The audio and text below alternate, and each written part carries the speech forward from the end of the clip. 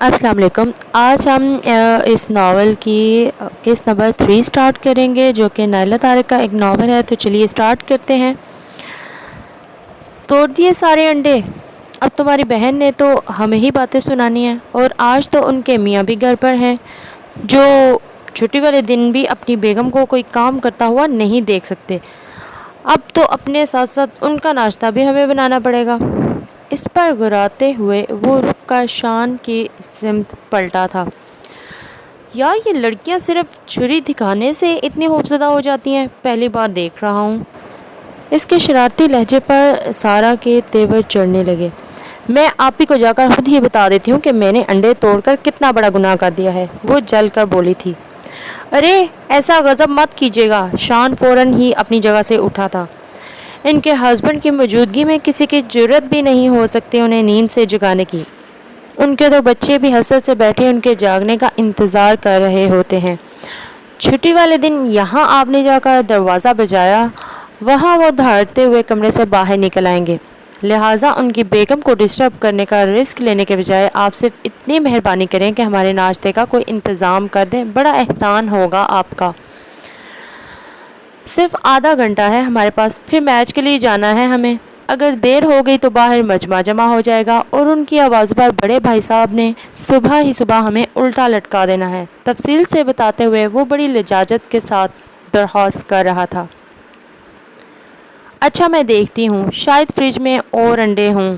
وہ پگھل کر راضی ہو گئی تھی۔ نہیں ہیں اور انڈے، جتنے تھے وہ سب تم نے شہید کر دیے ہیں۔ خاموش کھڑا شاہ رخ پھر اس پر غرایا تھا۔ ایک منٹ، میرے ذہن میں ایک آئیڈیا آ رہا ہے۔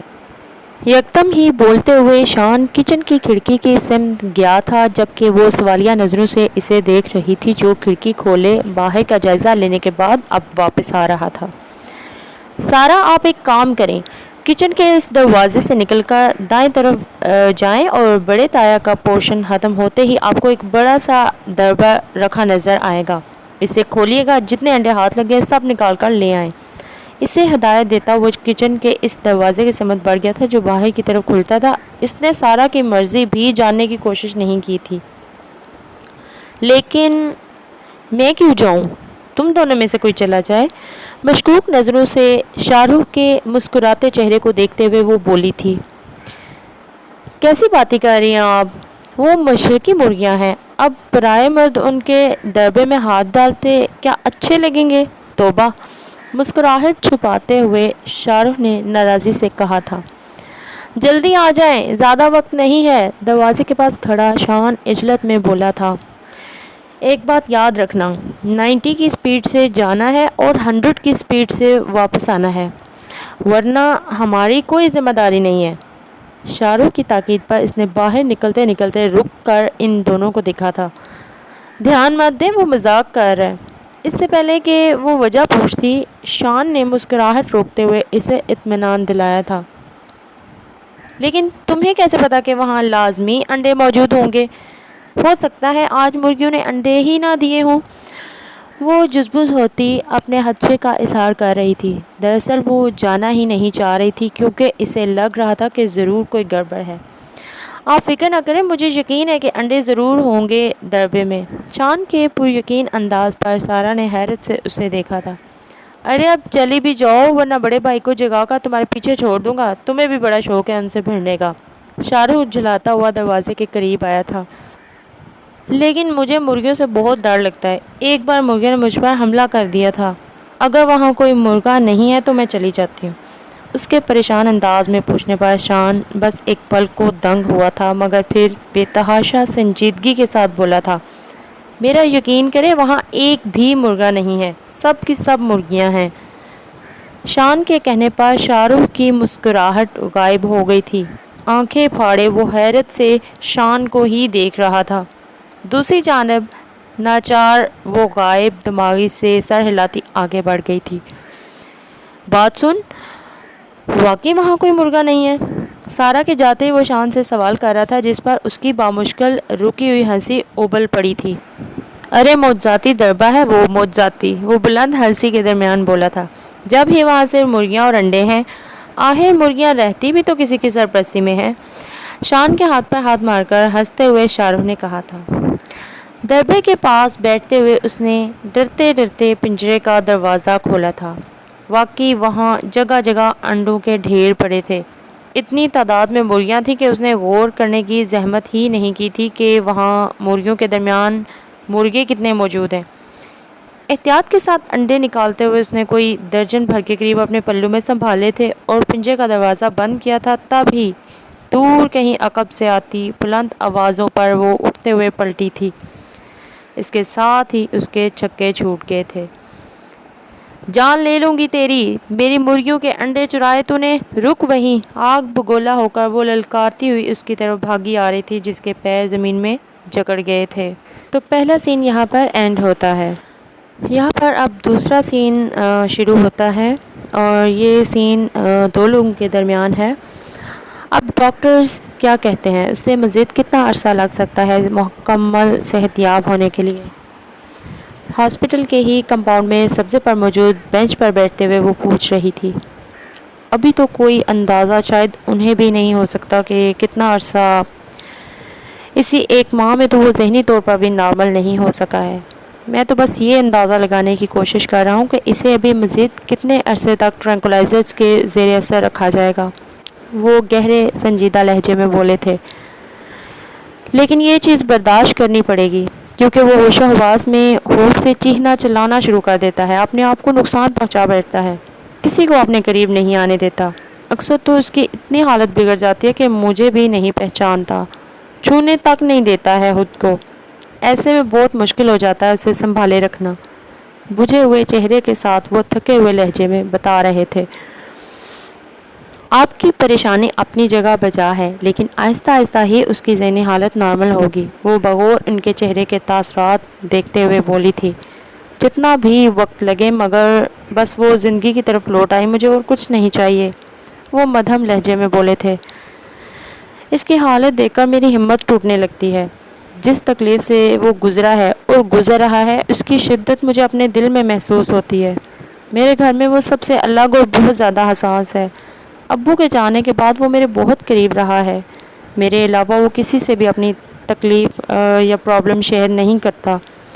کبھی وہ میری اجازت کے بغیر یا مجھے بتائے بغیر گھر سے باہر تک نہیں نکلا تھا، مگر اس رات وہ کیسے مجھے بتائے بغیر کب اپنے دوستوں کے ساتھ نکل گیا میں نہیں جانتا۔ ساری رات میں اسے دیوانوں کی طرح شہر کی سڑکوں پر، ہاسپٹل میں اور جانے کہاں کہاں ڈھونڈتا پھر رہا تھا، اس بات سے بے خبر کہ ایک قیامت تو اس پر گزر بھی چکی ہے۔ اگر اس رات آپ کی بہن اس کی مدد نہ کرتی تو شاید…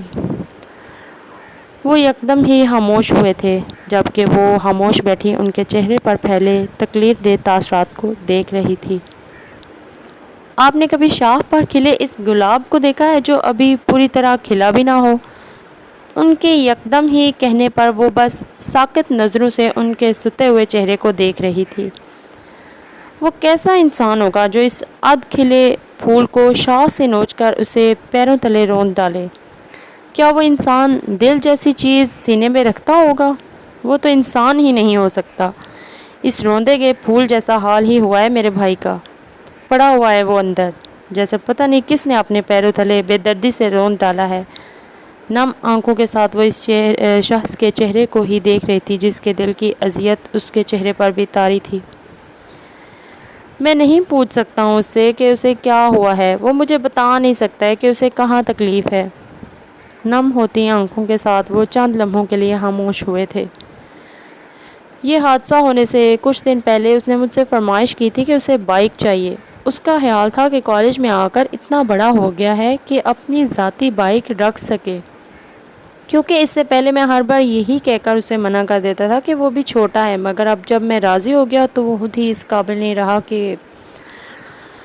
سر جھکائے وہ اب خاموش بیٹھے اپنے ہاتھوں کو دیکھ رہے تھے۔ آپ کی کیفیت کا اندازہ کرنا مشکل نہیں ہے، مگر آپ کو مضبوط رہنا ہے۔ کم از کم اس کے سامنے آپ کو مضبوط ظاہر کرنا پڑے گا، کیونکہ آپ کی ہی ہمت اور توجہ اسے دوبارہ زندگی کی طرف لا سکتی ہے، وہ بولی تھی۔ کیا اس کے بارے میں سب جان گئے ہیں؟ کچھ جھجکتے ہوئے وہ پوچھ رہی تھی۔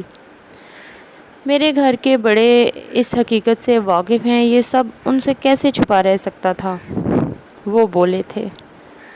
اللہ اس کا پردہ ضرور رکھے گا۔ مجھے یقین ہے کہ جو کچھ اس سے چھن گیا ہے اس سے کہیں زیادہ اللہ اسے نوازے گا۔ آپ نے پولیس اسٹیشن میں شاید کوئی رپورٹ لکھوائی تھی؟ یاد آنے پر وہ بولی تھی۔ ہاں، گمشدگی کے بارے میں ہی وہ رپورٹ، مگر اس کے بعد میں نے معاملے کو باہر نہیں نکلنے دیا تھا۔ میرے چچا سول سروس میں ہیں، اس چیز کو چھپا کر کارروائی کرنے میں ان کی بہت مدد ملی ہے مجھے، وہ بتا رہے تھے۔ کیا آپ لوگوں نے کوشش چھوڑ دی ہے ان سب کو تلاش کرنے کے لیے؟ وہ پوچھ رہی تھی۔ ایسا کیسے ہو سکتا ہے؟ مگر اب تک صرف کوشش ہی جاری ہے۔ وہ لوگ نہیں مل سکے تو یہ ان کی خوش قسمتی ہو سکتی ہے، کیونکہ اگر وہ جانور میرے سامنے میری پہنچ تک آ گئے تو میں کسی بھی حالت میں انہیں دوسرا سانس لینے کا موقع تک نہیں دوں گا۔ اس کے بعد مجھے سولی پر چڑھنا پڑ جائے مگر میں انہیں زمین کے اندر اتارے بغیر نہیں رہ سکتا۔ گھٹے ہوئے لہجے میں بولتے ہوئے ان کی گردن کی رگیں تک تن گئی تھیں۔ کیا میں ابھی اس سے مل سکتی ہوں؟ وہ پوچھ رہی تھی۔ ہاں، لیکن آپ جانتی ہیں کہ اس کے پاس جانے کا کوئی فائدہ نہیں ہوتا۔ وہ 4-5 گھنٹوں سے پہلے آنکھیں نہیں کھولے گا۔ اس کے ذہن کو پرسکون رکھنے کے لیے ہوا پاور انجیکشن بہت ضروری ہیں، انہوں نے بتایا تھا۔ کوئی بات نہیں، میں بس ایک نظر اسے دیکھوں گی۔ بیگ شانے پر ڈالتے ہوئے وہ اٹھ کھڑی ہوئی تھی۔ آپ کو یہاں تنہا نہیں آنا چاہیے تھا، اس کے ہمراہ آگے بڑھتے ہوئے وہ بولے تھے۔ میں یونیورسٹی سے سیدھی یہاں آئی ہوں، ابو کے ساتھ آنے کے لیے شام تک انتظار کرنا پڑتا۔ ویسے میں گھر پر امی کو بتا کر ہی یہاں آئی ہوں، وہ تفصیل بتا رہی تھی۔ دوسری جانب انہوں نے بس ایک نظر اس کے آسمانی دوپٹے کے حالے میں دھوپ سے سرخ ہوتے چہرے کو دیکھا تھا۔ یہاں پر سیکنڈ سین بھی اینڈ ہوتا ہے۔ اب پہلے سین کی طرف چلتے ہیں جہاں پہ سارا، شان اور شاہ رخ تھے۔ اچھا جی۔ اڑی ہوئی رنگت کے ساتھ اس نے دور نظر آتے شان کو دیکھا تھا، جو اسے واپس آنے کا اشارہ دے رہا تھا، جبکہ معاملے کی نوعیت کا اندازہ ہوتے ہی اس کے ہوش اڑے جا رہے تھے کہ انجانے میں وہ چوری جیسا بھیانک کام کر چکی ہے، اور چور ہمیشہ چوری کرنے کے بعد، رنگے ہاتھوں پکڑے جانے کے بعد بھاگتا ہے، سو اس نے بھی بھاگنا شروع کر دیا تھا تو کوئی حیرت انگیز کام نہیں کیا۔ پیچھے وہ بلند آواز میں اسے برا بھلا کہتی دندناتی ہوئی اس کے تعاقب میں دوڑی آ رہی تھی۔ جلدی بھاگ کے آؤ، اور تیز! شان وہیں کھڑا جوش میں چیخ رہا تھا، دوسری جانب فل سپیڈ میں بھاگتے ہوئے اس کا حشر نشر ہونے لگا تھا۔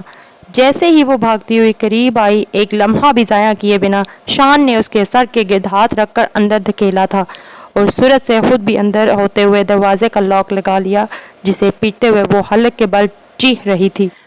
تم دونوں نے چوری کروائی ہے مجھ سے، وہ تو اب میرے پیچھے ہی پڑ جائے گی۔ انڈے شان کے حوالے کرتے ہوئے وہ واقعی غصے میں آ گئی تھی، جبکہ وہ بس ڈٹھائی سے ہنس رہا تھا۔ اب تو میرے ہاتھوں سے نہیں بچے گی۔ 2 دن میں رنگ دکھانے شروع کر دیے تو نے۔ باہر نکل ذرا، نہ تجھے اس ڈبے میں لے جا کر بند کیا تو نام بدل ڈالوں۔ دوسری جانب دروازے سے ہٹ کر وہ کھڑکی کی طرف آ کر اسے للکار رہی تھی، جبکہ سارا واقعی پریشان ہونے کے ساتھ ساتھ بہت شرمندگی بھی محسوس کر رہی تھی۔ دیکھو، مجھے بالکل نہیں پتا تھا کہ وہ تمہاری مرغیاں ہیں، مجھے تو ان دونوں نے وہاں بھیجا تھا۔ اور صفائیاں دیتی وہ کھڑکی کے قریب گئی تھی، مگر اگلے ہی پل اس کی چیخیں نکل گئی تھی جب اس آفت کی پڑیا نے گرل میں سے جھپٹ کر اس کی کلائی دبوچ لی تھی۔ ارے چھوڑیے ان کا ہاتھ، کہاں ان کا یہ نازک ہاتھ، اور کہاں آپ کے یہ لوہے جیسے پنجے؟ شاہ رخ نے تڑپ کر آگے بڑھتے ہوئے سارا کی کلائی پر سے اس کا ہاتھ ہٹانا چاہا جو اس نے یکدم ہی سارا کو دور دھکیل کر شاہ رخ کا گریبان پکڑ لیا تھا اور ایسا کھینچا کہ وہ بیچارہ بری طرح گرل سے ٹکرایا تھا۔ سارا، یہاں آ جاؤ، وہ تو اب بچے گا نہیں۔ شان کی آواز دینے پر وہ اس کی سمت چلی گئی تھی۔ بڑی ہمدردیاں پھوٹ رہی ہیں دل میں، محبتیں ٹپک رہی ہیں۔ گھٹیا لوفر، اب کیسے لگ رہے ہیں لوہے جیسے پنجے؟ اس کا بازو گرل میں پھنسائے دوسرے ہاتھ سے اس کا گریبان کھینچتے ہوئے وہ گرا رہی تھی۔ شرم تو آتی نہیں ہے صبح صبح مردوں سے ہاتھا پائی کرتے ہوئے؟ دیکھیے مس، آپ حد سے بڑھ رہی ہیں۔ خود کو چھڑانے کی کوشش کرتے ہوئے وہ جھلا کر بولا تھا۔ اسلامیات پڑھائی ہے میں نے تجھے، جو مصرانہ مصرانہ کرتا رہتا ہے؟ ارے رانا میرے باپ کے نام کے ساتھ لگتا ہے، تو مجھے میرے نام سے پکار، ابھی میرا نام لے ورنہ گھونسا منہ پر مار دوں گی۔ اس کے بازو کو مزید موڑتے ہوئے وہ دھمکا رہی تھی۔ ارے بھئی، کیا نام ہے ان کا؟ وہ بری طرح جھلا کر شان سے پوچھ رہا تھا۔ او ککر، تیرے بھی دماغ کی بتی فیوز ہو گئی ہے کیا؟ باہر نکل ذرا، سب سے پہلے تیرے گلے میں ٹائر لٹکاؤں گی۔ وہ ہونہار انداز میں شان پر چیخی تھی۔ میرا مطلب تھا کہ ہم سب پیار سے مومو کہتے ہیں، شان ہنستے ہوئے بولا تھا۔ چل بھئی اب جلدی سے بول دے وہ سنہری حروف کے مومو آئی لو یو۔ اس کے بازو اور گریبان کو مزید سختی سے جکڑتے ہوئے وہ ہدایت دے رہی تھی، جبکہ آملیٹ بناتے ہوئے سارا حیرت سے یہ کارروائی دیکھ رہی تھی۔ دیکھیے آپ اگر ہماری جان بھی لے لیں ہم تب بھی آپ سے یہ سنہری حروف کہنے کی غلطی نہیں کریں گے، وہ بگڑ کر بولا تھا، مگر اسی کے ساتھ ہی تکلیف دہ انداز میں وہ چلانا شروع کر چکا تھا، کیونکہ وہ آگ بگولا ہو کر گریبان آگے پیچھے کھینچتے ہوئے بنا رکے اس کا سر گرل سے ٹکرانا شروع کر چکی تھی۔ ارے کوئی آ کر بچاؤ ہمیں یار، اس سے بچنے کی کوشش کرتے ہوئے وہ دہائیاں دے رہا تھا۔ دوسری جانب سارا نے بے ساختہ ہنستے ہوئے شان کے مسکراتے چہرے کو دیکھا تھا۔ یہاں پر یہ سین اینڈ ہوتا ہے۔ نیکسٹ سین جو ہے وہ سارا کے گھر کا ہے، سارا کی امی ابو کے ساتھ ڈرائنگ روم کے باہر رکی۔ وہ چند لمحوں تک اندر سے ابھرتی آوازوں کو سنتی رہی تھی، مگر جب ضبط جواب دے گیا تو تیز قدموں کے ساتھ کچن کی سمت آئی تھی، جہاں اس کی بہن مہمانوں کے توازن کے بندوبست میں مصروف تھی۔ پھر آ گئے یہ لوگ، اس کے تیز لہجے پر وہ بس ایک نظر اسے دیکھ کر رہ گئی تھی۔ کیوں دوبارہ آ گئے ہیں یہ لوگ منہ اٹھا کر؟ آخر آپ منع کیوں نہیں کر دیتی امی کو اس رشتے کے لیے؟ کیوں منع کر دوں؟ مصروف انداز میں وہ اطمینان زدہ انداز میں پوچھ رہی تھی۔ اس لیے کہ مجھے وہ شخص آپ کے لیے ٹھیک نہیں لگتا ہے۔ آپ کے شوہر کو آپ جیسا بلکہ آپ سے بھی اچھا ہونا چاہیے، آپ کے لیے اس جیسا جلاد فطر انسان نہیں ہونا چاہیے، وہ ناگوار لہجے میں بولی تھی۔ میں جانتی ہوں کہ ان کا امیج تمہاری نظروں میں اچھا نہیں ہے، مگر میرا یقین کرو ان کی فطرت مجھ سے بھی زیادہ اچھی ہے۔ میں تو اس انسان کا مقابلہ بھی نہیں کر سکتی ہوں، لیکن پھر انہوں نے مجھے اپنے قابل سمجھا ہے اور پھر میرے انکار کرنے کی تو کوئی وجہ ہی نہیں ہے، وہ بولی تھی۔ آپ کو ہو کیا گیا ہے؟ کیا رکھا ہے اس شخص میں؟ آپ کو کیا نظر آ گیا اس میں جو اس کے لیے راضی ہو گئی ہیں؟ وہ بگڑے انداز میں بولی تھی۔ اس میں کیا رکھا ہے یا میں نے کیا دیکھا ہے یہ میں تمہیں نہیں سمجھا سکتی، تم ابھی بہت چھوٹی ہو، تم ابھی وہاں تک نہیں سوچ سکتی ہو جہاں تک میں سوچ سکتی ہوں یا دیکھ سکتی ہوں، وہ نرم لہجے میں اسے سمجھا رہی تھی۔ اب تو آپ کو اس شخص کے علاوہ کچھ سوچتا ہی نہیں ہے، کچھ دکھائی ہی نہیں دیتا۔ میری باتیں رد کرتے رہنے سے آپ کو کیا لگتا ہے کہ آپ کی طرح میرا بھی دماغ خراب ہو جائے گا؟ وہ اصیلے انداز میں بولی تھی۔ کیسی عجیب قسم کی باتیں کر رہی ہو تم؟ تمہیں تو میری خوشی میں خوش ہونا چاہیے، کیسی بہن ہو تم میری؟ اس کی بہن اس بار ناراضی کے ساتھ بولی تھی۔ نہیں ہو سکتی میں خوش، آپ کو بھی تو میری پرواہ نہیں رہی، آپ کو بس اپنی خوشی عزیز ہے یا پھر وہ شخص جس نے جادو کر دیا آپ پر؟ مجھے تو اس کا ذکر بھی زہر لگتا ہے اور میں سب کو بتا دوں کہ مجھے اس آدمی سے نفرت ہے۔ آہستہ بولو، گھر میں کوئی آیا ہوا ہے، کم از کم اس سے تو مت بتاؤ کہ تم حد سے زیادہ بیوقوف ہو۔ اس کی بلند آواز پر وہ ناگواری سے اسے ڈانٹ رہی تھی۔ جواباً وہ پیر پٹکتی کچن سے نکل گئی۔ یہ سین یہاں پہ اینڈ ہوتا ہے۔ نیکسٹ سارا کا سین سٹارٹ ہوتا ہے۔ کروٹیں بدلتے ہوئے پتہ نہیں کتنا وقت گزر چکا تھا۔ یہاں آنے کے بعد کوئی رات ایسی نہیں گزری تھی جو وہ بہت پرسکون نیند سوئی ہو۔ اس وقت بھی بے چینی ہونے لگی تھی، تب ہی وہ بیزاری کے ساتھ کمرے سے باہر نکل آئی۔ ریلنگ سے جھک کر اس نے پہلے نیچے کا جائزہ لیا تھا، جہاں خاموشی اور نیم تاریکی کا راج تھا۔ کچن سے ایک گلاس ٹھنڈا پانی پینے کے بعد وہ واپس باہر لاؤنج میں آئی تھی، مگر سیڑھیوں کی سمت جانے کے بجائے اس کا رخ سامنے داخلی دروازے کی سمت تھا۔ دروازہ کھولنے کے لیے اس نے ہینڈل پر ہاتھ رکھا ہی تھا جب لائٹ آن ہونے پر چونک کر پلٹی تھی۔ چہرے کے بے حد سنجیدہ تاثرات کے ساتھ وہ اسی کی طرف آ رہے تھے۔ کہاں جانے کا ارادہ ہے؟ ان کا لہجہ کچھ سخت تھا۔ بھاگ جانے کا ارادہ ہے اس گھر سے۔ کیوں، کوئی اعتراض ہے آپ کو؟ وہ تلخ اور استحصائیہ انداز میں بولی۔ اپنے کمرے میں جاؤ تم، وہ اسی سخت لہجے میں بولے تھے۔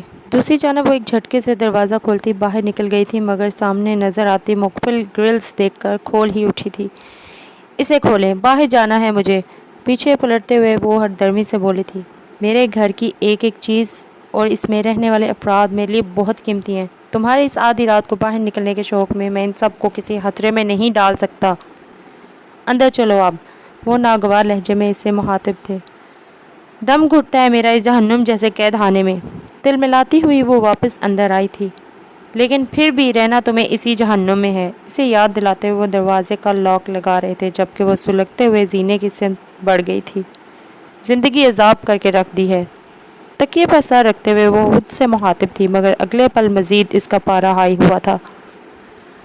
होनहार नज़रों से सेलफोन को देखते हुए उसने हाथ बढ़ाकर साइड टेबल से इसे उठाया था और आने वाली कॉल को फ़ौरन ही काट दिया था, और वक्फे वक्फे से आने वाली यही कॉल तकरीबन 20 बार उसने डिस्कनेक्ट की थी। आखिर में दूसरी जानब से इस बार कॉल की जगह स्क्रीन पर मैसेज उभरता दिखाई दिया था।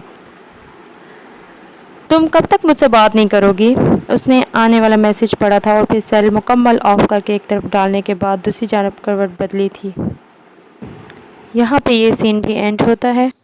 नेक्स्ट सीन स्टार्ट होता है और फिर आनन फानन ही सब कुछ होता चला गया था। इसके एहतजाज और नाराज़गी का असर किसी पर भी नहीं हो सकता था, जिसने मज़ीद इसे हर चीज़ से मुतनफ़र कर दिया था।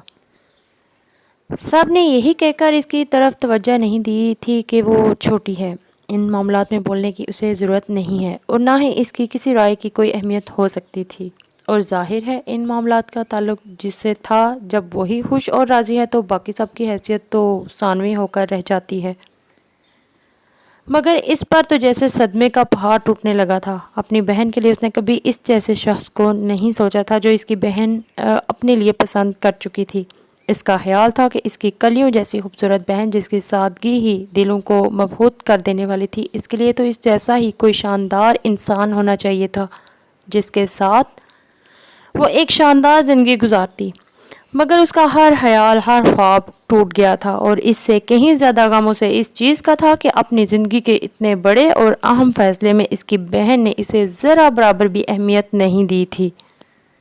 इसकी राय नापसंदीदगी जानने के बावजूद वो ऐसे शख्स को अपने लिए मुंतखब कर चुकी थी, जिसका चेहरा दोबारा कभी ज़िंदगी में ना देखने का उसने तहैया कर रखा था।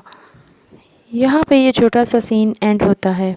इसके बाद नेक्स्ट सीन सारा का उसकी बहन के घर में स्टार्ट होता है। सीढ़ियाँ उतरते हुए उसने लाउंज की सिमत नज़र डाली थी, जहाँ वो टीवी पर न्यूज़ देखने में मसरूफ़ थे। वो भी वहीं शेरी को गोद में लिए बैठी हुई थी, जबकि वहीं सोफ़े पर शान भी नीम दराज था। आपी, मुझे अभी फूफो की तरफ जाना है। सोफ़े की पुश्त पर हाथ रखे वो सिदरा से मुखातिब थी। क्यों? अभी क्यों जाना है? जवाबन वो हैरत से पूछ रही थी।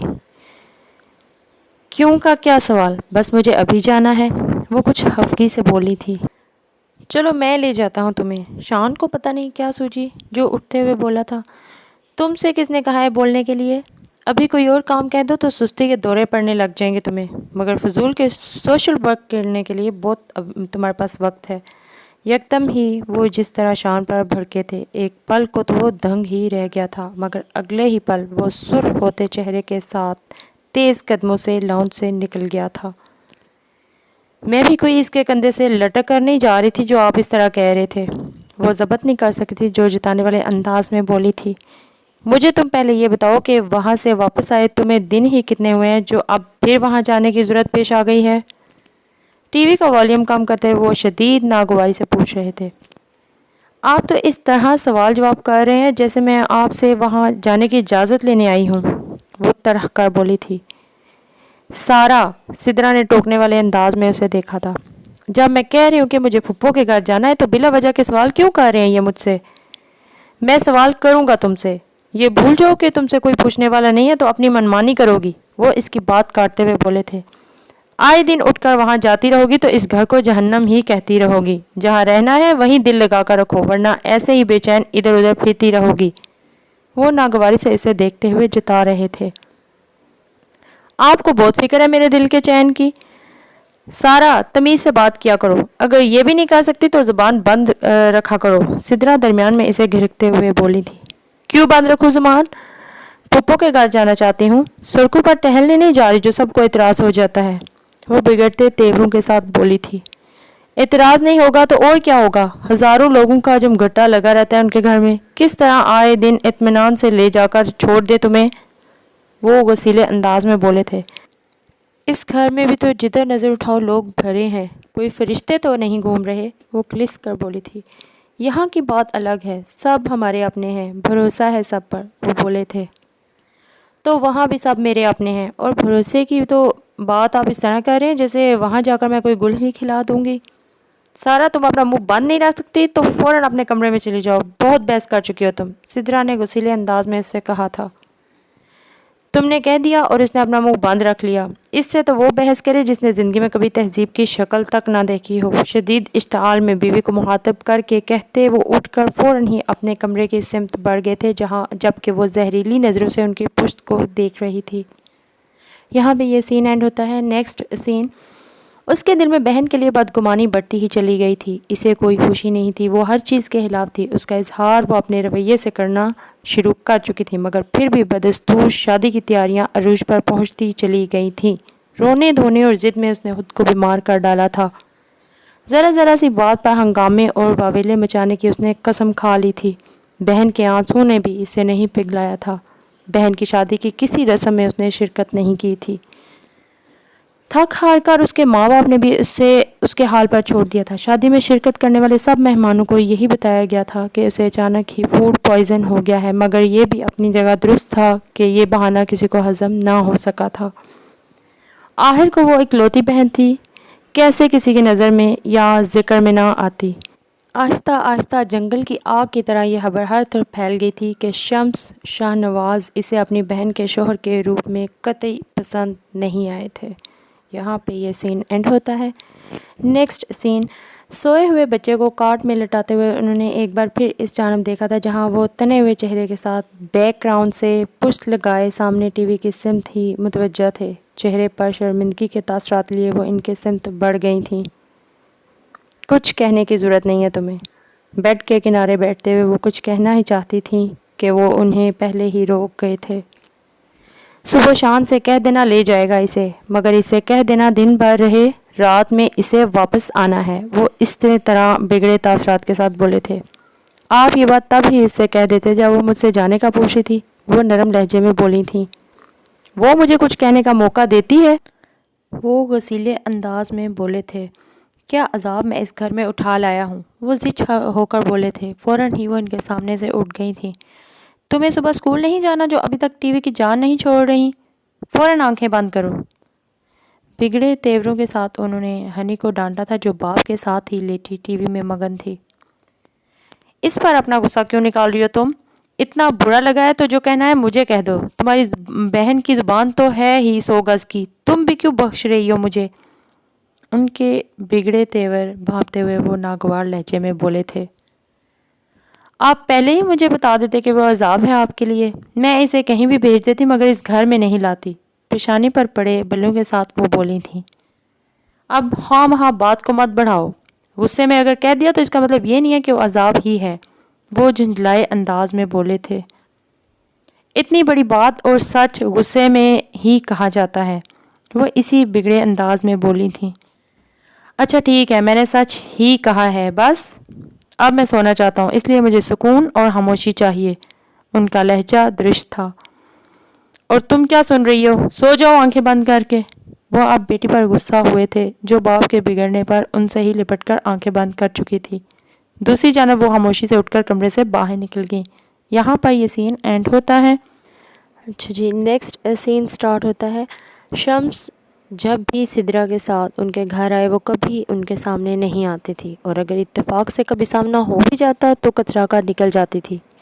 اس نے غلطی سے بھی کبھی انہیں سلام تک کرنے کی کوشش نہیں کی تھی، جبکہ دوسری جانب جس طرح کی خبریں شمس تک پہنچی تھیں ان کا یقین ہو جانے کے بعد وہ خود بھی اس کی طرف مائل نہیں ہو سکے تھے۔ انہوں نے خود بھی کبھی آگے بڑھ کر اس فاصلے کو ختم کرنے کی کوشش نہیں کی تھی۔ پہلے انہوں نے ہی سوچا تھا کہ اس رات ان کے جارحانہ رویے نے اسے ان سے بدظن کر رکھا ہے، اور ان کی یہ سوچ بہت حد تک ٹھیک ہی تھی، کیونکہ اس رات ان کے ایک تھپڑ سے ہی وہ دہشت و خوف سے بیمار پڑ گئی تھی، اور پھر آہستہ آہستہ وہ خوف نفرت اور جھنجھلاہٹ میں ہی بدلتا چلا گیا تھا۔ بہت جلد وہ جان چکے تھے کہ وہ ایک نظر بھی ان کی جانب دیکھنے کی روادار نہیں ہے۔ ہر چیز کے باوجود اگر وہ انہیں اس قائم ہونے والے رشتے کے حوالے سے کچھ عزت و احترام دیتی تو وہ بھی اپنے دل میں لچک رکھ کر اس کا دل اپنی طرف سے صاف کرنے کی کوشش کرتے، مگر اس نے تو اس قائم ہونے والے رشتے کو تسلیم کرنا ہی گوارا نہیں کیا تھا۔ شمس نے سدرا سے چند بار کے علاوہ دوبارہ کبھی ان کی بہن کے رویے کی شکایت نہیں کی تھی، کیونکہ وہ یہ بھی جان چکے تھے اور انہیں اندازہ بھی ہو گیا تھا کہ چھوٹی بہن کے سامنے ان کی تو کیا ان کے ماں باپ کی بھی ایک نہیں چلتی ہے۔ اس لیے سدرا سے انہوں نے اس بارے میں بات کرنا ہی چھوڑ دی تھی۔ یہاں پہ یہ سین اینڈ ہوتا ہے۔ نیکسٹ سین، تکیے میں چہرہ چھپائے وہ اپنا غصہ آنسوؤں کے راستے ہی نکال رہی تھی۔ ایک بار پھر سے اسے اللہ سے شکایت ہوئی کہ کاش وہ لڑکی کے بجائے ایک لڑکا ہوتی، کم از کم اسے کسی ایسی پناہ گاہ میں تو نہ رہنا پڑتا جہاں اسے ذلتیں ہی برداشت کرنی ہوتی ہیں۔ وہ محسوس کر سکتی تھی کہ ان کے رویے اور لہجے میں بھی اس کے لیے ناگواری ہی ناگواری جھلکتی تھی۔ اپنے گھر میں لانے کے بعد بھی انہوں نے کبھی ایک بار بھی اس سے نرم لہجے میں بات نہیں کی تھی۔ غلطی سے بھی کبھی یہ نہیں پوچھا تھا کہ ان کے گھر میں اسے کوئی تکلیف یا پریشانی تو نہیں ہے، کسی چیز کی اسے ضرورت بھی ہے یا نہیں۔ ان کی وجہ سے ہی وہ اپنی پھپھو کے گھر میں رہنا چاہتی تھی، کیونکہ وہ بھی خود ہی چاہتی تھی کہ، مگر شمس اس بات کے شدید خلاف تھے، اسے معلوم تھا۔ وہ اگر مجبور تھی تو صرف اپنی بہن کی وجہ سے، ورنہ اس کے لیے یہاں سے چلے جانا مشکل نہیں تھا، مگر اسے پتہ تھا کہ اس کے جانے کا سن کر ہی سدرا نے آنسو بہا بہا کر اسے جذباتی طور پر بلیک میل کر دینا ہے۔ دوسری جانب وہ شخص بھی انہیں باتیں سنا سنا کر ہی مار دے گا۔ سیل فون کی ٹیون نے اس کے رونے کا تسلسل توڑا تھا، مگر آنکھیں صاف کرتے ہوئے وہ اٹھ بیٹھی تھی۔ ہر بار کی طرح اسکرین پر وہی حروف جگمگا رہے تھے۔ تم مجھ سے کب تک بات نہیں کرو گی؟ سر جھٹکتے ہوئے اس نے دوسرا میسج پڑھا تھا۔ ان فاصلوں کی فکر میں کیوں کروں بھلا، بہت دور رہ کر بھی میرے پاس ہے کوئی، اس سوچ میں ڈوبا ہے بہت دیر سے میرا دل، کیا اس کے دل میں بھی ایسا احساس ہے کوئی، اس کی سانسوں سے ہے بندھا میری سانسوں کا تسلسل، اس طرح میری زندگی کی آس ہے کوئی۔ اس کے ستے ہوئے چہرے پر یکدم ہی ہلکی سی مسکراہٹ رنگ گئی تھی۔ دل کا بوجھل پن دور ہوتے ہی ایک نئی ہمت اور حوصلہ رگوں میں دوڑنے لگا تھا۔ چہرے پر پانی کے چھینٹے ڈال کر واش روم سے نکلتے ہوئے بس اس نے ایک نظر سدرا کے سنجیدہ چہرے کو دیکھا تھا، جو بغور اس کی سرخ آنکھوں کو دیکھ رہی تھی۔ خاموشی سے وہ ان کے پاس جا کر بیٹھ گئی تھی۔ سارا، بس تھوڑی سی برداشت پیدا کر لو اپنے اندر، پھر آہستہ آہستہ سب کچھ ٹھیک ہو جائے گا۔ اس کا ہاتھ تھامے وہ بولی تھی، آپ یہ کہنا چاہتی ہیں کہ میں بس خاموشی کے ساتھ گونگی بہری بن کر ان کے ذلت امیز رویے برداشت کرتی رہوں اور آہستہ آہستہ اس کی عادی ہو جاؤں؟ وہ طنزیہ لہجے میں بولی تھی۔ ایسا تو مت کہو، تم ایسا کیوں سوچتی ہو؟ وہ فوراً ہی بولی تھی۔ تو اور کیا سوچوں؟ مجبور کرتے ہیں وہ مجھے یہ سب سوچنے پر۔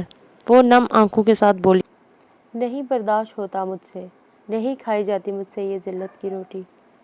خبردار جو تم نے آگے ایک لفظ بھی کہا، جب دیکھو الٹا سیدھا کہتی رہتی ہو۔ وہ فوراً ہی ناراضی سے بولی تھی، تم نے کبھی اپنے رویے پر غور کیا ہے؟ تم تو پورا یقین دلا چکے ہو کہ تمہارے نزدیک ان کی کوئی اہمیت و حیثیت نہیں ہے۔ آپ کو تو ہمیشہ اپنے شوہر کی ہی پرواہ رہی ہے، ہمیشہ مجھ میں ہی کیڑے نظر آتے ہیں آپ کو۔ حسب توقع وہ بھڑکی تھی، فضول باتیں مت کیا کرو، مجھے تمہاری پرواہ تمہاری سوچ سے بھی زیادہ ہے۔ کون سی میری 10-12 بہنیں بیٹھی ہیں، ایک بس تم ہی تو ہو۔ وہ اسے ڈپٹتے ہوئے بول رہی تھی۔ چلو اب بہت رات ہو گئی ہے، سو جاؤ اور صبح جلدی اٹھنا۔ ہم دونوں ہی پھپھو کی طرف جائیں گے اور واپسی میں کچھ شاپنگ بھی کرتے ہوئے آئیں گے۔ مجھے تمہارے لیے تمہاری پسند کے ڈریسز لینے ہیں۔ مجھے نہیں چاہیے آپ کے شوہر کے رپوں سے خریدے ہوئے کپڑے۔ وہ فوراً ہی ناگواری سے بولی تھی۔ خاموش رہو تم، جب میں نے کہہ دیا تو بس شاپنگ کے لیے چلنا ہے۔ وہ اسے گھور کر بولی تھی۔ ٹھیک ہے، پھر میں اپنی شاپنگ کے لیے بینک سے روپے نکلواؤں گی، آپ ان کے روپے مجھ پر خرچ نہ کریں۔ وہ اسی لہجے میں بولی تھی۔ خبردار جو تم نے بینک سے روپے نکلوانے کی بات کی بھی تو وہ روپے تمہاری شادی کے لیے رکھے ہیں۔ اچھا، ان کے سختی سے تاکید کرنے پر وہ بس انہیں دیکھ کر رہ گئی تھی۔ یہ سین یہاں پہ اینڈ ہوتا ہے۔ نیکسٹ سین، نیکسٹ سین شمس اور سدرا سے سٹارٹ ہوتا ہے۔ کمرے میں داخل ہوتے ہوئے انہوں نے کچھ تذبذب کے ساتھ اس کی پشت کو دیکھا تھا جو ان کی 1 سالہ بیٹی کو گود میں لٹائے بیٹھی ہوئی تھی۔ سر اٹھا کر اس نے ان کے چہرے کو دیکھا تھا جو سامنے ہی خاموشی کے ساتھ صوفے پر بیٹھ رہی تھی۔ ان کا چہرہ رویا رویا لگ رہا تھا، ان کی آنکھیں بھی سرخ نظر آ رہی تھیں۔ اسے ان کی اس حالت نے حیران نہیں کیا تھا۔ وہ جانتی تھی کہ سدرا اپنے باپ سے بہت زیادہ قریب تھی اور آج ان کے باپ کی پہلی برسی تھی۔ سدرا کی شادی کے بعد وہ بہت زیادہ عرصے تک زندہ نہیں رہ سکے تھے۔ امی کی طبیعت بہت زیادہ خراب رہنے لگی ہے۔ ان کی مدھم آواز پر اس نے سر اٹھا کر ان کے چہرے کو دیکھا تھا۔ اپنے گھر جا کر بھی مجھے ہر وقت یہاں کی فکر لگی رہتی ہے۔ تمہارے لیے امی بہت پریشان اور فکر مند رہنے لگی ہیں۔ ابھی بھی تمہارے متعلق ہی بات کر رہی تھی شمس سے۔ وہ اسی سلسلے میں آج آپ کے شوہر سے انہیں میرے بارے میں بات کرنے کی کیا ضرورت تھی؟ ان کی بات کاٹتے ہوئے وہ ناگواری سے بولی تھی۔ فضول مت بولا کرو تم، ماں ہے وہ تمہاری، وہ تمہاری فکر نہیں کریں گی تو اور کون بیٹھا ہے جو ہمیں پوچھنے والا؟ وہ اسے ڈپٹتے ہوئے بولی تھی۔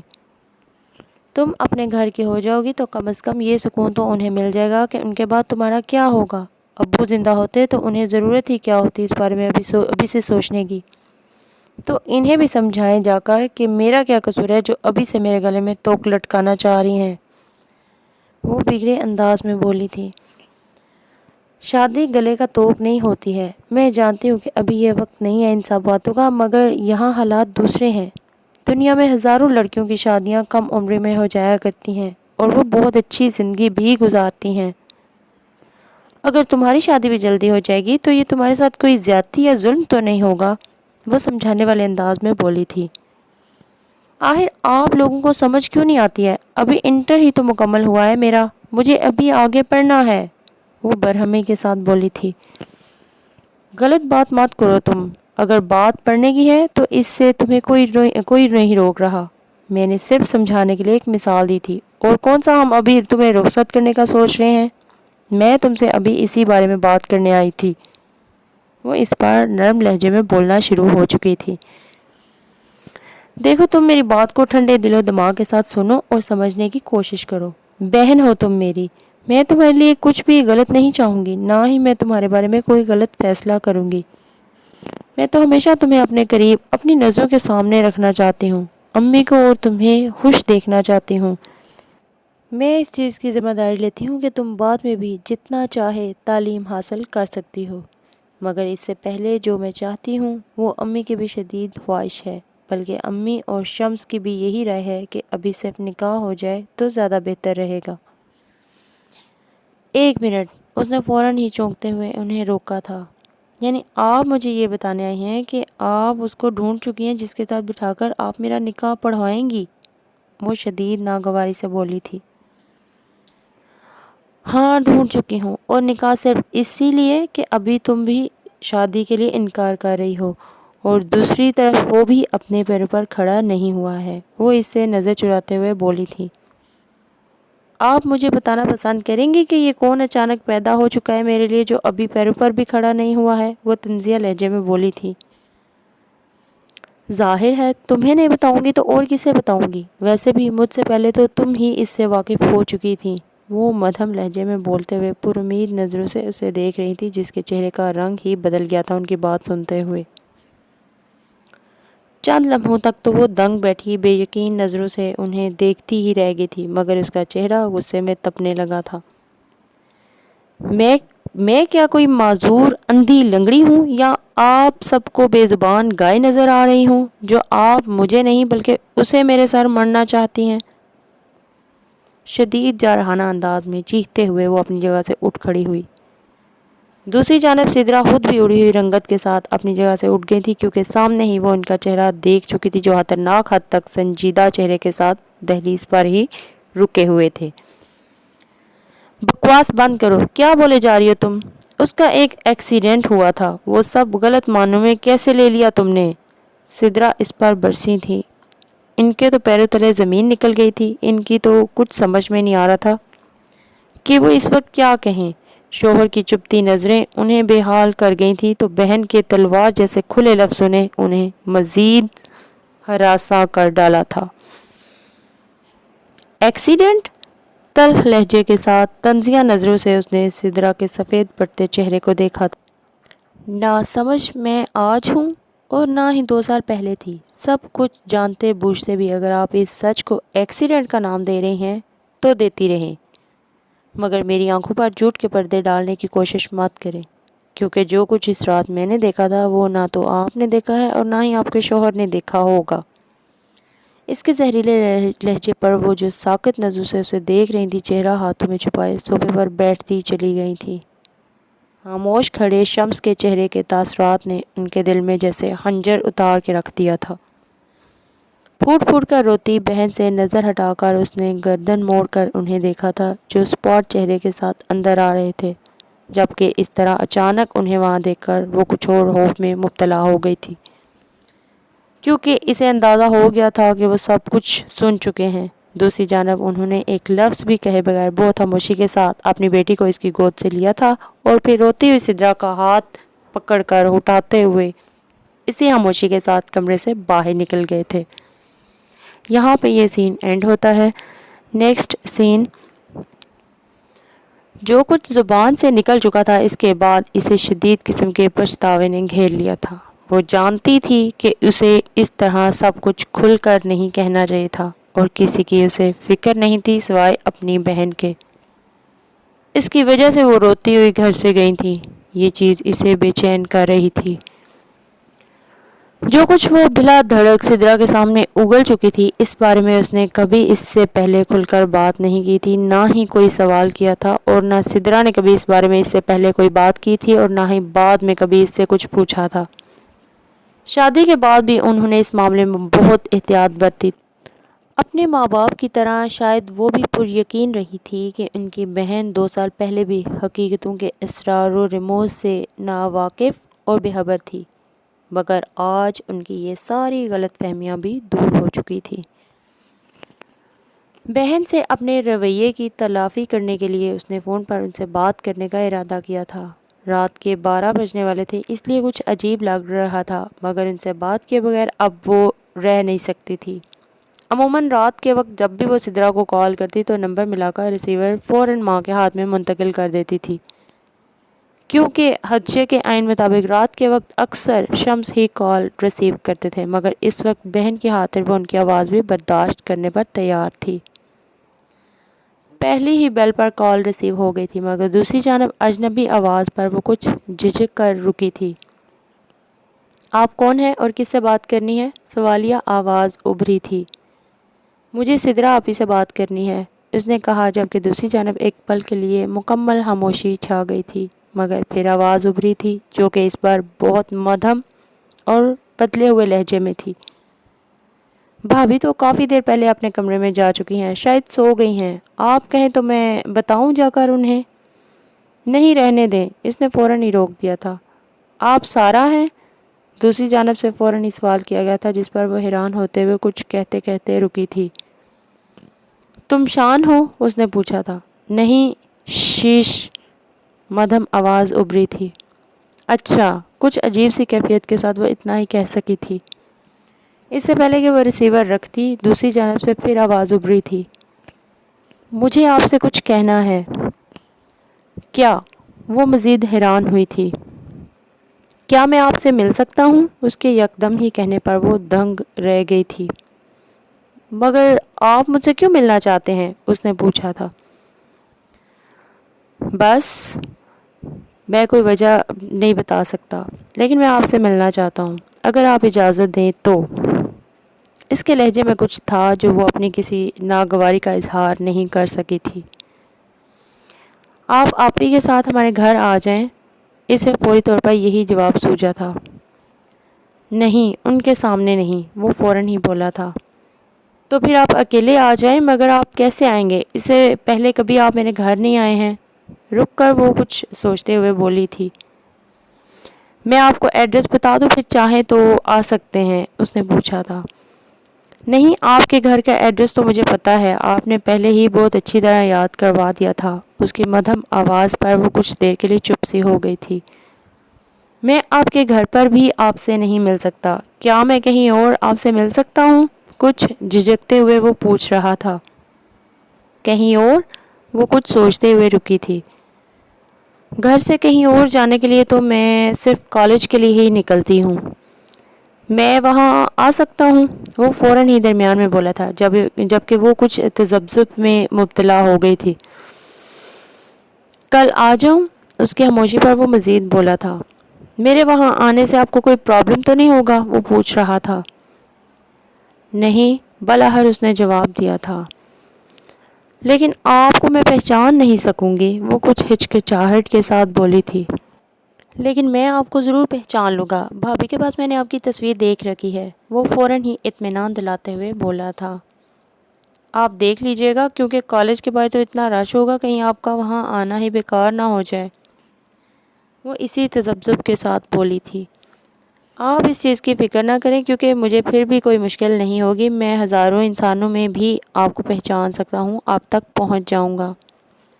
اس کے کہنے پر وہ حیرانی کے ساتھ مزید کچھ نہیں کہہ سکی تھی۔ یہاں پہ یہ سین اینڈ ہوتا ہے۔ نیکسٹ سین۔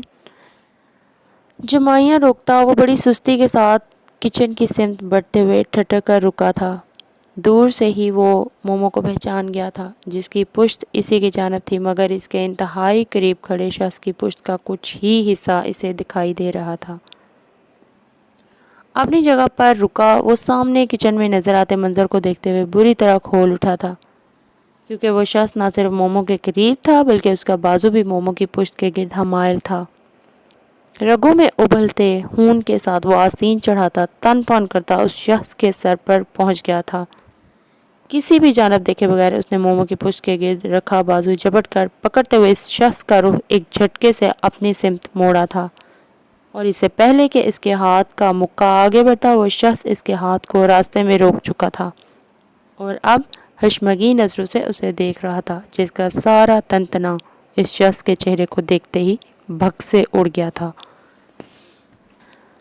یہاں پہ مومو والا سین چھوٹا سا اینڈ ہوتا ہے اور نیکسٹ کالج کے باہر کا سین ہے۔ کالج کے باہر کھڑے وہ کافی دیر تک متلاشی نظروں سے ادھر ادھر دیکھتی رہی تھی۔ اتنے رش اور شور و غل میں کھڑے رہنا اسے شدید کوفت میں مبتلا کر گیا تھا۔ اسے یکدم ہی خود پر غصہ آنے لگا تھا کہ اس نے حامی ہی کیوں بھری، اور ضرورت ہی کیا تھی کالج آنے کی دعوت دینے کی۔ نہ وہ اسے جانتی تھی نہ پہچانتی تھی، اس کی بہن کا وہ رشتہ دار ہو سکتا تھا، مگر وہ تو اس سے کوئی تعلق نہیں رکھتی تھی، تو پھر کیوں اب بے وقوفوں کی طرح کھڑی اس کا انتظار کر رہی ہے؟ خود کو گھڑکتے ہوئے اس نے مزید انتظار کے ارادے کو ترک کر دیا تھا۔ ایک ہاتھ سے کندھے سے لٹکے بیگ کا اسٹریپ تھامے دوسرے ہاتھ میں موجود جرنل کو سر سے ٹکائے دھوپ سے بچتے ہوئے وہ سڑک کے کنارے چلتی اپنے بس اسٹاپ کی سمت بڑھتی جا رہی تھی۔ وہ خود نہیں سمجھ پا رہی تھی کہ فون پر پہلی بار اس کی آواز سننے کے بعد ایسی کون سی کشش محسوس ہوئی تھی جو وہ اس کے ایک ہی بار کہنے پر جھجک کے باوجود ملنے کے لیے راضی ہو گئی تھی۔ شاید فطری طور پر اس کی آواز سننے کے بعد وہ خود بھی اسے دیکھنا، اس سے ملنا چاہتی تھی۔ گزرے 2 سالوں میں کبھی سدرا نے غلطی سے بھی اس کے بارے میں کبھی کوئی بات نہیں کی تھی، نہ سارا کے سامنے اس کا ذکر کیا تھا۔ ویسے بھی سدرا اب اپنے گھر میں بڑی تھیں، ان کی ساس کا بھی انتقال ہو چکا تھا، اس لیے وہ اپنا گھر بار چھوڑ کر آئے دن میکے نہیں آ سکتی تھی۔ گھر پر ان کی آمد صرف چند گھنٹوں کے لیے ہی ہوتی تھی اور اتنے مختصر وقت میں وہ اپنی ماں اور بہن کو خود تک ہی محدود رکھتی تھی۔ نہ تو ان کی فطرت تھی اور نہ ان کے پاس اتنا وقت ہوتا تھا کہ وہ اپنے سسرال کے کسی فرد کو بیٹھ کر ڈسکس کرتی۔ ان کے یہ چند گھنٹے صرف اپنی ماں اور بہن کے لیے ہی ہوتے تھے۔ جنرل سر سے ٹکائے جھکے سر کے ساتھ چلتے ہوئے اس نے ایسے ہی گردن موڑ کر پیچھے دیکھا تھا اور اگلے ہی پل اس کے قدم رک گئے تھے۔ دوسری جانب وہ جو خاموشی کے ساتھ اس کے پیچھے ہی آ رہا تھا اب اس کے اپنی طرف متوجہ ہونے پر کچھ جھجکتے ہوئے قریب آ رہا تھا، جبکہ وہ دنگ کھڑی حیرت بھری نظروں سے اس کا جائزہ لے رہی تھی۔ اس کے سامنے رک کر بہت مدھم آواز میں اس نے سلام کیا تھا، جس کا جواب بھی وہ اپنی حیرانگی میں نہیں دے سکی تھی۔ تم شیش ہو؟ وہ لہجے کی حیرت بھی نہیں چھپا سکی تھی، مگر دوسری جانب وہ اس کی حیرانگی پر اس بات میں سر ہلاتے ہوئے شرمندہ سا ہو گیا تھا۔ ایک گہرا سانس لے کر سر ہلاتے ہوئے وہ دوبارہ چلنا شروع ہو چکی تھی، جبکہ وہ خاموشی سے اس کے ہم قدم ہو گیا تھا۔ تم پیچھے آ رہے تھے، آواز دے کر روکا کیوں نہیں؟ اگر میں نہ دیکھتی تو؟ آگے قدم بڑھاتے ہوئے وہ بولی تھی۔ آپ آواز دینے کی بات کر رہی ہیں؟ مجھے تو یہ ڈر تھا کہ آپ مجھے اس بات پر نہ ڈانٹ دیں کہ میں آپ کے پیچھے کیوں آ رہا ہوں۔ اس کے کہنے پر سارا نے ایک نظر اس کے بے حد سنجیدہ سے چہرے کو دیکھا تھا۔ آپ مجھے پہچانتی جو نہیں ہیں، اس لیے سارا کے دیکھنے پر وہ مزید بولا تھا۔ ہاں، میں تمہارا چہرہ نہیں پہچان سکتی تھی، مگر تمہارے یہاں آنے کا معلوم تھا، اور پھر اس طرح کبھی کوئی لڑکا میرے پیچھے آیا بھی تو نہیں ہے۔ اس کے کہنے پر اس بار وہ کچھ حیرت سے اسے دیکھ رہا تھا، جس کے لبوں پر اسے ہلکی سی مسکراہٹ نظر آئی تھی، مگر اگلے ہی پل وہ اس پر سے نظر ہٹا چکا تھا۔ آپ ہی کو تو نہیں بتایا ہوگا تم نے یہاں آنے کا؟ دھیمی رفتار سے چلتے ہوئے وہ پوچھ رہی تھی۔ نہیں، اور آپ بھی مت بتائیے گا انہیں، اس کی جانب دیکھے بغیر وہ بولا تھا، جبکہ سارا نے بغور اس کے چہرے کو دیکھا تھا۔ دھوپ کی تیز شدت کی وجہ سے اس کی آنکھیں بہت زیادہ سکڑی جا رہی تھیں۔ اس کے چہرے سے ہی اندازہ ہو رہا تھا کہ وہ بالکل سر پر جلتے سورج کی شعاعیں برداشت نہیں کر پا رہا ہے۔ ہم کچھ دیر وہاں بیٹھے سائے میں؟ یکدم ہی رک کر وہ اسے پوچھ رہی تھی، جو حیران نظروں سے اسے دیکھ رہا تھا، جو سامنے اس پبلک پارک کی سمت اشارہ کر رہی تھی۔ اس بات میں سر ہلاتے ہوئے وہ خاموشی سے اس کے پیچھے ہی اس پارک کی سمت بڑھ گیا تھا۔ گھنے درخت کی ٹھنڈی چھاؤں اور مدھم چلتی ہوا میں لکڑی کی بینچ پر بیٹھتے ہوئے گرمی کا احساس ختم ہونے لگا تھا۔ بیگ کو گود میں رکھے وہ اسے دیکھ رہی تھی، جو پسینے سے بھیگے چہرے کے ساتھ اپنی شرٹ کے کالر کو ہلکے سے جھٹکتے ہوئے کچھ پیچھے کر رہا تھا۔ کچھ دیر پہلے دھوپ کی تیز روشنی میں سکڑی آنکھیں اب یہاں سائے میں بغیر کسی مشکل کے کھلی ہوئی تھیں۔ تم سورج مکھی ہو نا؟ ٹیشو پیپر اس کی سمت بڑھاتے ہوئے وہ پوچھ رہی تھی۔ جواباً کچھ جھیپے ہوئے انداز میں اس بات میں سر ہلاتے ہوئے اس نے سارا سے ٹیشو پیپر لے لیا تھا۔ لیکن مکمل سورج مکھی تو نہیں لگتے ہو؟ بغور اس کے چہرے کو دیکھتے ہوئے وہ مزید بولی تھی۔ 70% ہوں۔ ٹیشو پیپر سے چہرہ خشک کرتے ہوئے وہ مختصراً بتا رہا تھا۔ یہ تمہیں ڈاکٹرز نے بتایا تھا؟ وہ ہلکی سی مسکراہٹ کے ساتھ پوچھ رہی تھی۔ ڈاکٹر نے میرے پیرنٹس کو بتایا تھا، اور انہوں نے مجھے۔ اس تمام عرصے میں یہ کہتے ہوئے وہ پہلی بار مسکرایا تھا، جبکہ اس کے مسکراتے چہرے کو دیکھتے ہوئے سارا کے اپنے چہرے سے مسکراہٹ غائب ہونے لگی تھی۔ اپنے بیگ سے پانی کی بوتل نکالتے ہوئے وہ دوبارہ اس کی طرف متوجہ ہوئی تھی، جو ابھی تک اپنا بھیگا چہرہ ہی صاف کر رہا تھا۔ پانی پی لو۔ سارا نے بوتل اس کی سمت بڑھائی تھی۔ نہیں، وہ انکار کر گیا تھا۔ اوہ سوری، میں بھول گئی تھی کہ یہ تو میرا جھوٹا پانی ہے۔ وہ واقعی شرمندہ ہوئی تھی۔ نہیں، میں نے اس لیے منع نہیں کیا تھا، میں پانی پیوں گا۔ وہ فوراً ہی کہتے ہوئے اس نے سارا سے بوتل لینے کے لیے ہاتھ بڑھایا تھا، جو کہ اس نے خاموشی سے اس کے حوالے کر دی تھی۔ پانی کی بوتل سے وہ اب چھوٹے چھوٹے گھونٹ لیتا ارد گرد کا جائزہ بھی لے رہا تھا۔ سفیدی مائل رنگت والا چہرہ دھوپ کی تمازت سہنے کے بعد اس وقت بھی تپ رہا تھا۔ اس کے چہرے پر کہیں کہیں بھورے رنگ کے تل نظر آ رہے تھے، جو بہت نمایاں تو نہیں تھے، مگر کوئی برا تاثر بھی نہیں ڈال رہے تھے۔ البتہ ان بھورے تلوں کی کافی تعداد اس کے ہاتھوں کی پشت پر بہت نمایاں تھی۔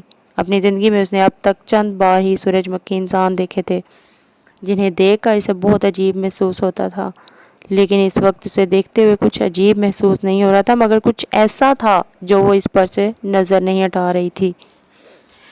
اسے دیکھتے ہوئے ایک دم ہی دل میں خواہش جاگی تھی کہ کاش وہ بھی صرف 70% سورج مکھی ہوتی۔ یہ سفید اور گولڈن کمبینیشن جیسا کمپلیکشن رکھنے والا انسان اسے کمپلیکس میں مبتلا کرنے لگا تھا۔ وہ اب پانی کی بوتل پر کیپ لگاتے ہوئے پتہ نہیں کن سوچوں میں گم تھا، جبکہ وہ خاموشی اور بہت توجہ کے ساتھ اس کے لائٹ گولڈن بالوں میں کہیں کہیں نظر آتے ہلکے براؤن سٹیپس کو دیکھ رہی تھی۔ اور اس وقت اس کے چہرے کو دیکھتے ہوئے اسے اندازہ ہوا تھا کہ اس کی آئی برو اور پلکیں بھی ہلکا سا بھورا پن لیے ہوئے تھیں۔ چہرے کے نقوش بہت چبھتے ہوئے اور باریک تھے۔ وہ گمان بھی نہیں کر سکتی تھی کہ یہ وہی انسان ہو سکتا ہے۔ رات کی تاریکی میں اور سورج کی روشنی میں بہت فرق ہوتا ہے۔ اس پر سے نظر ہٹاتے ہوئے وہ دل میں سوچ رہی تھی۔ آپ واقعی مجھے نہیں پہچان سکی تھی؟ بالاخر اتنے لمحے خاموشی کے ساتھ گزار دینے کے بعد وہ اب براہ راست اس سے پوچھ رہا تھا۔ ہاں، میں واقعی نہیں پہچان سکی تھی۔ اگر تم برابر سے بھی گزر جاتے تو بھی میں نہیں پہچانتی، سارا نے جواب دیا تھا، جبکہ دوسری جانب وہ اب دوبارہ خاموشی کے ساتھ دوسری سمت دیکھ رہا تھا۔ شاید وہ کم بولتا یا پھر خاموش رہنا زیادہ پسند کرتا تھا۔ اس کے پھر خاموش ہو جانے پر وہ کچھ بیزاری کے ساتھ سوچنے لگی تھی۔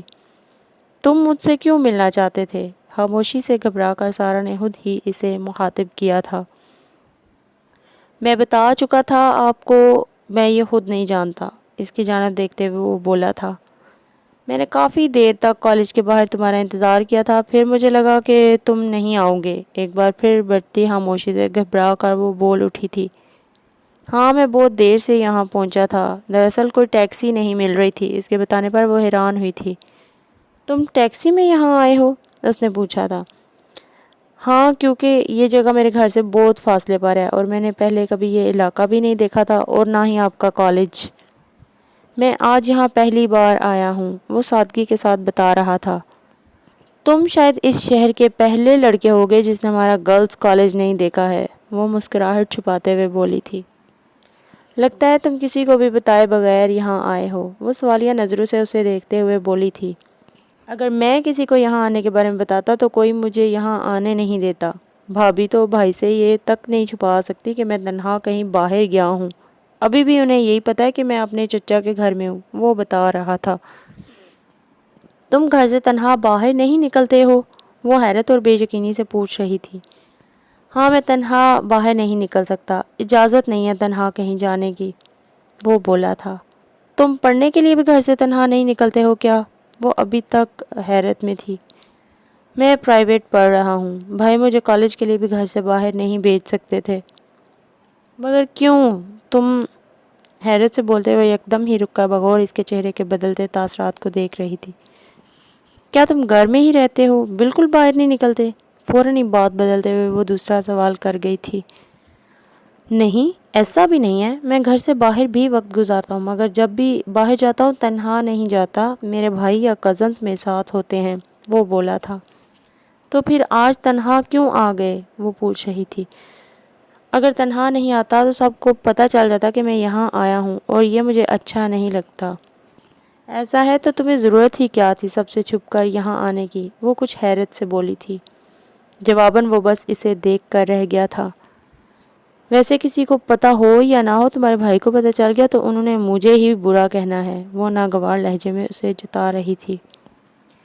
نہیں، ایسا نہیں ہوگا، اس کے کہنے پر وہ سر جھٹک کر رہ گئی۔ آپ ہمارے گھر کیوں نہیں آتی ہیں؟ وہ پوچھ رہا تھا۔ ساری دنیا جانتی ہے کیوں نہیں آتی۔ تم کون سی دنیا میں رہتے ہو؟ اس کے طنزیہ انداز پر وہ خاموش ہی رہا تھا۔ گھر میں رہ کر تم گھبراتے نہیں ہو؟ کیا تمہارے دوست بھی نہیں ہیں؟ وہ پوچھ رہی تھی۔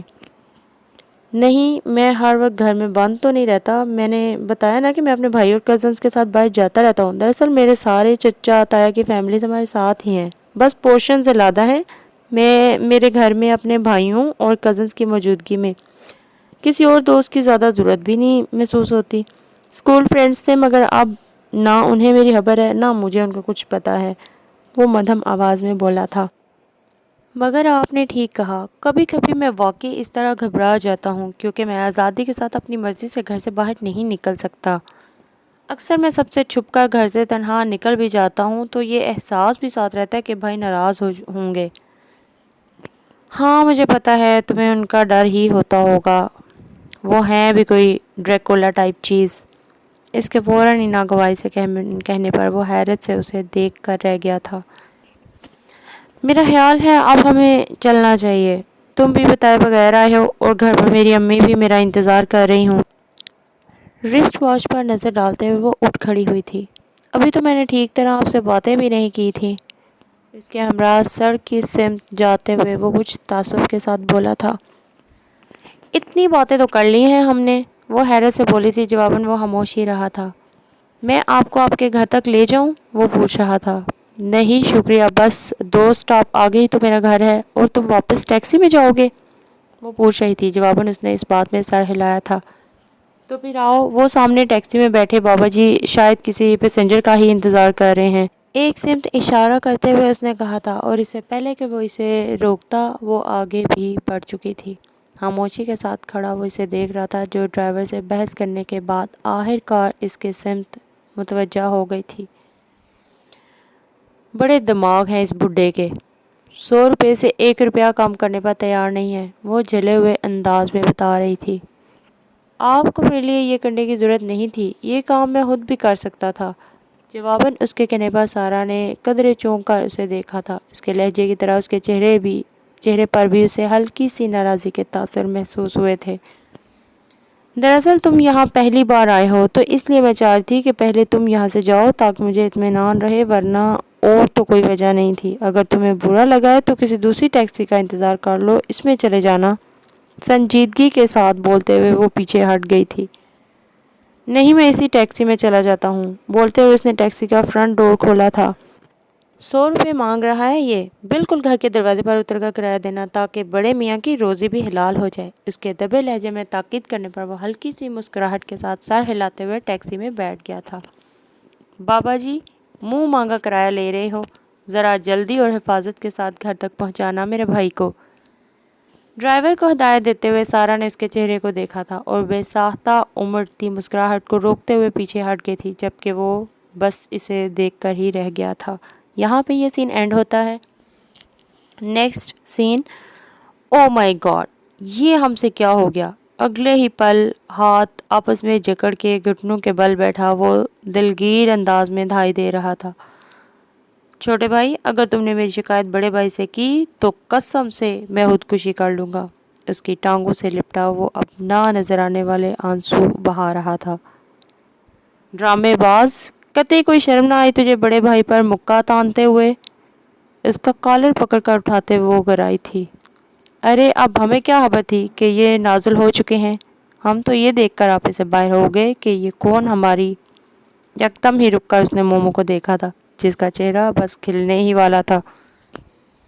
ہمارا مطلب ہے کہ یہ کون ہمارے گھر کی خاتون کے ساتھ اتنی بے تکلفی سے کھڑا ہے؟ مومو کو گھورتے ہوئے جس طرح بولا تھا، اس کی ساری خوش فہمی ہوا ہو گئی تھی۔ شیش، تم دیکھ رہے ہو اس کے ناٹک؟ اس کی یہی حرکتیں ہیں جو صبح صبح وہ مجھے بھی ہزاروں باتیں سنا کر رکھ دیتے ہیں۔ آج بھی وہ اتنے خراب موڈ میں گئے ہیں، میرا حل خوش ہو گیا ہے اسے آوازیں دیتے دیتے، مگر یہ ٹس سے مس نہیں ہوا۔ تمہارے جانے کے بعد صرف چند بار ہی فیکٹری گیا ہے۔ سدرا اب بہت ناراضی کے ساتھ شاہ رخ کی شکایت اس سے کر رہی تھی۔ بھابھی، اس وقت لگائی بجائی کرتے آپ دنیا کی انتہائی حسین خاتون لگ رہی ہیں مجھے، وہ جل کر بولا تھا۔ بتاؤں ابھی تمہیں؟ اپنی حرکتیں نہیں دیکھتے اور مجھے لگائی بجائی کا طعنہ دے رہے ہو؟ سدرا نے اسے گھورا، تبھی مومو بھی وہیں پہ چلی آئی تھی۔ کوئی بات نہ کرو مجھ سے، کتنا سمجھا کر گیا میں تمہیں، مگر پھر بھی تم نے وہی کیا۔ وہ ناراضی کے ساتھ شاہ رخ کو دیکھ رہا تھا۔ چھوٹے بھائی، یہ باتیں تو ہوتی رہیں گی، یہ بتاؤ تم اکیلے واپس کیوں آ گئے؟ کسی کو ساتھ کیوں نہیں لائے؟ بلکہ سب کچھ چھوڑو، یہ بتاؤ کلام کی لڑکیاں کیسی ہوتی ہیں؟ کاغان کی بچیاں کیسی دکھتی ہیں؟ جھیل سیف الملوک میں پریاں کب نہانے اترتی ہیں؟ ایک ہی سانس میں سوال کرتے وہ اپنے مطلب پر اتر آیا تھا، جبکہ سدرا نے بے ساختہ ہنستے ہوئے مومو کو دیکھا تھا جو شاہ رخ پر جھپٹی تھی۔ اتنے دن بعد بھائی گھر آیا ہے، اس کے لیے قطعی بے چین نہیں ہوا تو؟ جس جگہ کی شکل نہ دیکھی کبھی، وہاں کی عورتوں کی فکر لگی ہے تجھے، گھٹیا انسان۔ کھا جانے والے انداز میں اس نے شاہ رخ کی پشت پر ہاتھ برسائے تھے۔ بس کر دو، کتنا مارتی ہو تم اسے؟ شیش نے بامشکل ہی اس کے شکنجے سے شاہ رخ کو نکالا تھا۔ جانتی بھی ہو کہ نہ تو میں تمہارے ہاتھ روکنے کی غلطی کر سکتا ہوں اور نہ ہی اپنی نظروں کے سامنے اپنے بھائی کو مار کھاتا دیکھ سکتا ہوں۔ مسکراہٹ چھپاتے ہوئے اس نے مومو کو گھرکا تھا۔ چھوٹے بھائی، تمہاری اس محبت پر سلیوٹ کرنے کو دل چاہ رہا ہے میرا۔ شاہ رخ کے جلے ہوئے انداز پر وہ مسکرایا تھا۔ ضرور سلیوٹ کرو، لیکن پہلے ذرا جا کر میرا سارا سامان اندر لاؤ، باہر ہی رکھا ہے، وہ بولا تھا۔ چھوٹے بھائی، مجھے اسی لیے تم سے اتنی محبت ہے کہ میری ہی موجودگی میں تمہیں سارے کام یاد آ جاتے ہیں۔ شکایتی نظروں سے اسے دیکھتا وہ کچن سے باہر نکل گیا تھا۔ تم نے انہیں بھی اپنے آنے کے بارے میں نہیں بتایا تھا؟ جوس کا گلاس اسے دیتے ہوئے سدرا نے پوچھا تھا۔ نہیں، میں تو اچانک ہی صبح صبح آ کر آپ سب کو حیران کرنا چاہتا تھا، مگر مجھے اتنی دیر ہو گئی کہ بھائی تو چلے بھی گئے، وہ بتا رہا تھا۔ میں انہیں ابھی فون پر تمہارے آنے کی اطلاع دے دیتی ہوں، وہ بولی تھی۔ کیا وہ مجھ سے بہت زیادہ ناراض ہیں؟ وہ پوچھ رہا تھا۔ اتنے دن لگا کر واپس آئے ہو، تھوڑا سا ناراض تو ہوں گے، کیا کر سکتے ہیں، وہ مسکراتے ہوئے بولی تھی۔ بیٹا تم فکر مت کرو، ہم بڑے کو سنبھال لیں گے، ڈونٹ ٹیک ٹینشن، ناشتے پر ہاتھ صاف کرتے ہوئے مومو نے تسلی دی تھی۔ دھوکہ مت دے جانا ممی، اس نے مسکراتے ہوئے کہا تھا۔ کاہے کی ممی؟ کس کی ممی؟ خبردار جو مجھ پر یہ بھیانک الزام لگایا۔ مومو نے رک کر اسے گھورا تھا۔ آ جاؤ تم پہلے ناشتہ کرو پھر باہر نکلنا، سدرا نے اسے بلایا تھا۔ نہیں میں بس اب بات لے کر سوؤں گا، اور پلیز مجھے بھائی کے آنے تک جگائیے گا مت، وہ بولا تھا۔ بھابھی آپ کا سپوت بیدار ہو چکا ہے اور اب بیڈ ٹی کے لیے بھیانک صدائیں لگا رہا ہے۔ شہری کو ایک ہاتھ میں سنبھالے شاہ رخ اندر آیا تھا۔ بھابھی میں اسے جتنا چھوڑ کر گیا تھا یہ تو ابھی اتنا ہی ہے، بچے کو اشاروں سے لیتے ہوئے وہ حیرت سے بولا تھا۔ اسے نیچے اتارو، ابھی یونیفارم پہن کر اسکول جائے گا یہ، وہ بھی دوڑتا ہوا، مومو کلس کر بولی تھی۔ مجال ہے جو تم کبھی میرے بچے کی عزت کر لو۔ سدرا کے گھرنے پر وہ بے ساختہ ہنسی تھی، تب ہی کچن میں شان کی آمد ہوئی تھی۔ چھوٹے بھائی یہ میری آنکھیں کیا دیکھ رہی ہیں؟ آپ کب آئے؟ خوشگوار حیرت کے ساتھ بولتا وہ اس کے گلے سے جا کر لگ گیا تھا، جبکہ سدرا دہل کر چیخی تھی۔ ارے میرے بچے کو دبا دیا شان! ان کی آواز پر وہ بدک کر پیچھے ہٹا تھا۔ شیش کے ہاتھوں میں موجود بچہ بلبلا ہی اٹھا تھا۔ نہ اس نے گود لیا ہوا ہے تجھے جو لپٹ گیا تھا جا کر؟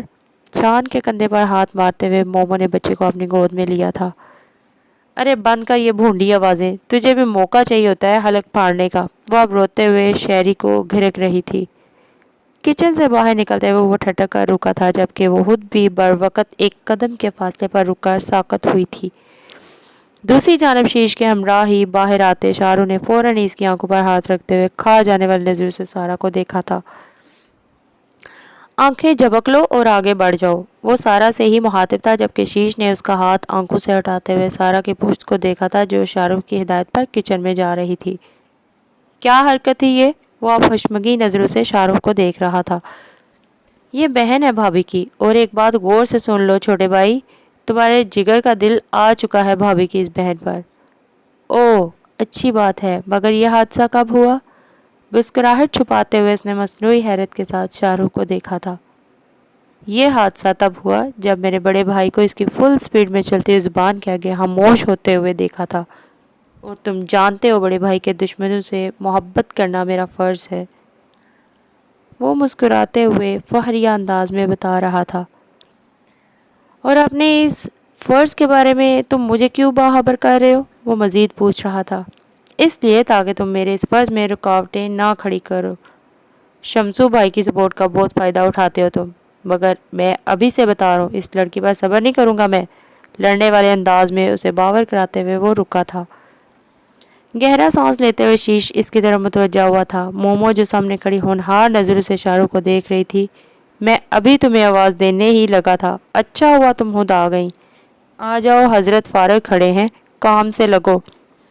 مومو کو تاکید کرتے ہوئے وہ آگے بڑھ گیا تھا، جبکہ توقع کے عین مطابق پیچھے سے مومو کی دھاڑیں اور شاہ رخ کی تکلیف دہ چنگاڑیں بلند ہونے لگی تھی۔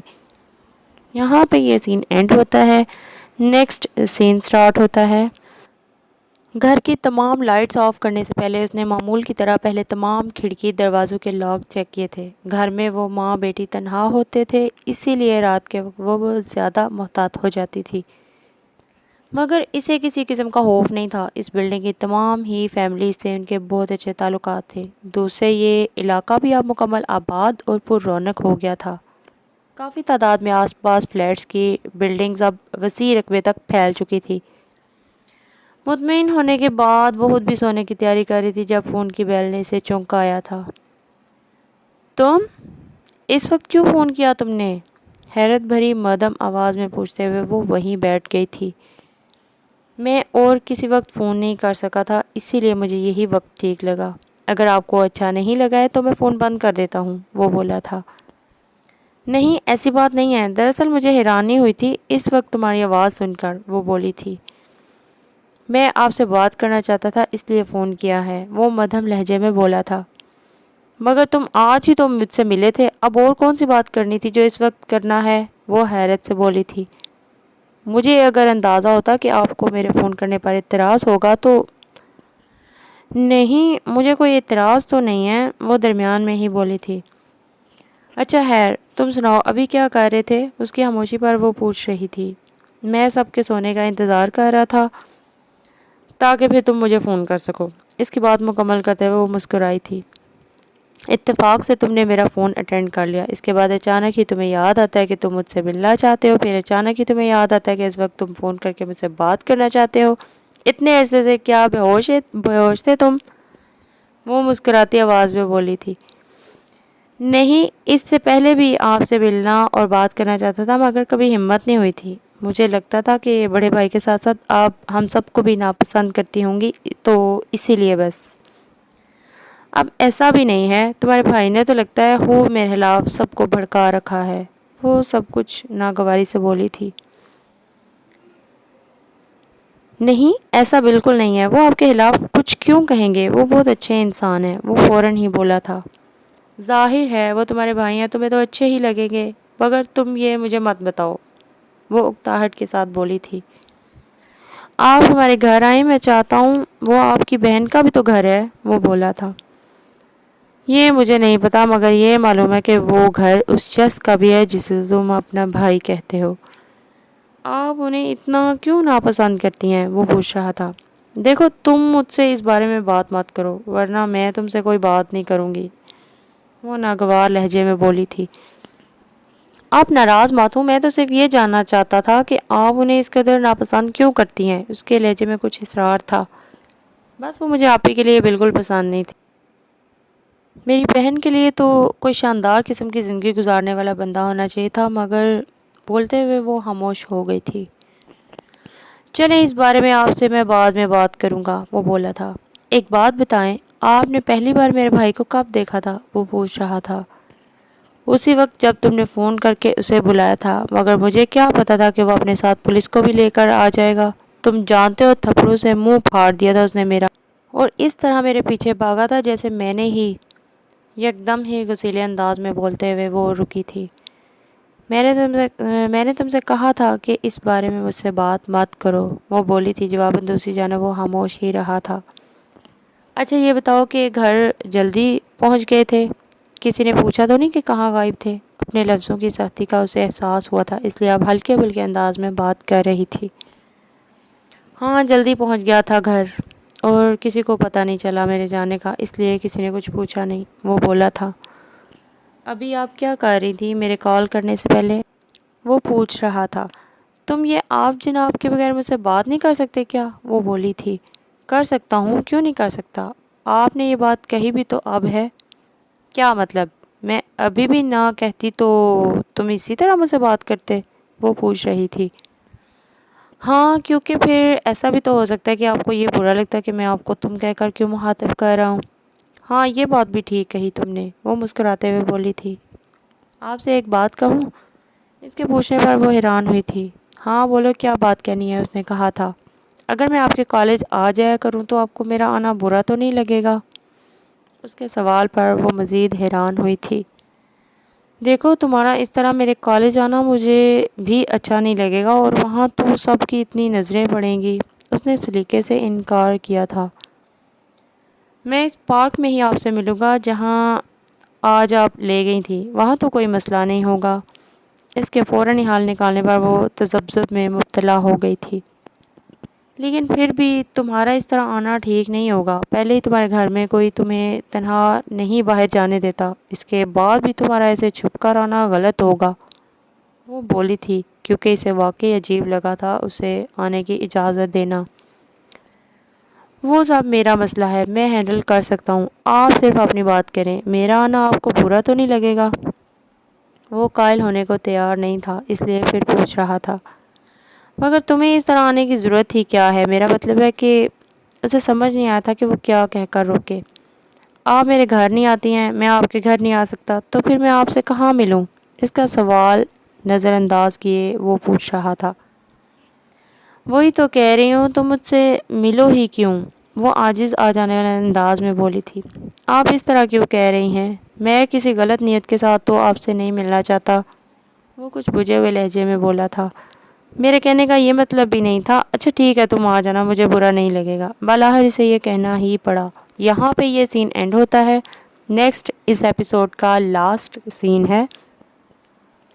کچن کی کھڑکی سے اس نے باہر دیکھا تھا، وہاں سب ہی اسے جمع نظر آئے تھے، گراؤنڈ کی باؤنڈری پر، اور اس کے ساتھ کرسیاں بچھائے خوشگوار ماحول میں باتوں میں مصروف تھے۔ گھر کی خواتین بھی وہاں موجود تھی، کچھ وہاں چائے سرو کرتی ہوئی نظر آ رہی تھی، دور سے وہ بھی اسے دیکھ سکتی تھی۔ اپنے سارے کزنز کے درمیان سب سے آگے، سب سے نمایاں ہنی مستقل اس کی گود میں چڑھی بیٹھی تھی، جبکہ وہاں شمس بھی موجود تھے۔ یقیناً گھر کے وہ سب ہی لڑکے جو شیش کے ہمراہ ٹرپ پر گئے تھے اس کی تفصیلات سے اپنے بڑوں کو آگاہ کر رہے تھے۔ زور و شور سے گفتگو کی آوازیں اسے یہاں تک سنائی دے رہی تھیں۔ کتنی پر رونق جگہ تھی، یہ سب کے پورشن الگ تھے مگر سب ایک دوسرے کے کتنے قریب تھے۔ اسے اس گھر میں کچھ پسند آیا ہو یا نہ آیا ہو، یہاں کا نظام اور یہاں بسنے والوں کی ملنساری بہت پسند آئی تھی۔ ایک دوسرے کے لیے برابر کی محبت اور اپنائیت یہاں کے ہر مکین کے دل میں تھی، جس کا جہاں دل چاہتا کھانے کے لیے پہنچ جاتا، کوئی روک ٹوک نہیں تھی۔ سدرا جب بھی کوئی خاص ڈش بناتی تو سب ہی پورشنز کا حصہ پہلے سے نکال کر پہنچاتی۔ اسی طرح سدرا کو بھی یہاں ویسی ہی محبت اور عزت دی جاتی تھی۔ یہاں رہ کر وہ دیکھ چکی تھی کہ کہیں کوئی اجنبیت اور تکلف کا احساس تک نہیں تھا۔ سارا کچن کا کام تو تقریباً مکمل ہو گیا ہے، اب تم بھی جا کر فریش ہو جاؤ، تھک گئی ہوگی۔ سدرا کی آواز پر وہ چونک کر ان کی سمت متوجہ ہوئی تھی، پھر اس بات میں سر ہلاتے ہوئے کچن سے باہر نکل گئی تھی۔ یہاں پہ یہ سین اینڈ ہوتا ہے اور اس ناول کی قسط نمبر 3 بھی اینڈ ہوتی ہے۔